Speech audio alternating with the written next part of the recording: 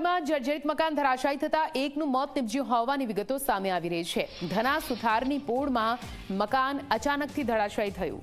2 માળનું આ મકાન હતું, જે અચાનક જર્જરિત હાલતમાં હોવાના કારણે ધરાશાયી થઈ ગયું।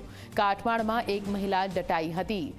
ઇજાગ્રસ્ત મહિલાને હાલ તો હોસ્પિટલ લઈ જવામાં આવી છે, જો કે તબીબે આ મહિલાને મૃત જાહેર કરી છે। ધના સુથારની પોળમાં મકાન ધરાશાયી થયું, જેમાં એક મહિલાનું મોત નિપજ્યું છે।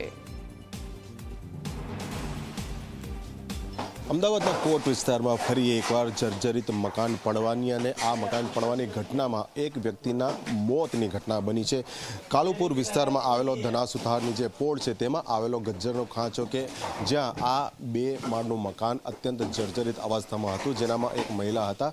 ગત મધરાતે ધડાકાભેર મકાનનો કેટલોક ભાગ તૂટી પડ્યો, જેનામાં મહિલા ઇજાગ્રસ્ત થયા હતા, જેમને તે બાદ રેસ્ક્યુ માટે આવેલી ફાયર બ્રિગેડની ટીમ દ્વારા 108 મારફતે હોસ્પિટલમાં લઈ જવામાં આવ્યા હતા અને તે બાદ મહિલાનું સારવાર દરમિયાન મોત નીપજ્યું છે। એટલે આપ જોઈ શકો છો, આ એકમાત્ર મકાન નથી, કોટ વિસ્તારમાં આવા સેંકડો મકાન આવેલા છે કે જે વર્ષો જૂના હોવાના કારણે જર્જરિત થઈ ગયા છે। એટલે આ ઘટના બન્યા બાદ હાલમાં જે કાટમાળ છે તેને ઉતારવાની અને તેને અન્ય જે ભાગ છે તેને ઉતારવાની કામગીરી હાલમાં શ્રમિકો દ્વારા કરવામાં આવી રહી છે। એટલે કહી શકાય કે આ ઘટનામાં પણ તંત્ર દ્વારા નોટિસ આપવામાં આવેલી હતી, જે અહીંયા દ્રશ્યમાન થાય છે। પરંતુ આવા અનેક મકાનો જે સમયાંતરે પડતા રહે છે ને લોકોના મોતનું કારણ બનતા રહે છે, પરંતુ આ સમસ્યાનો કોઈ જ કાયમી ઉકેલ નથી।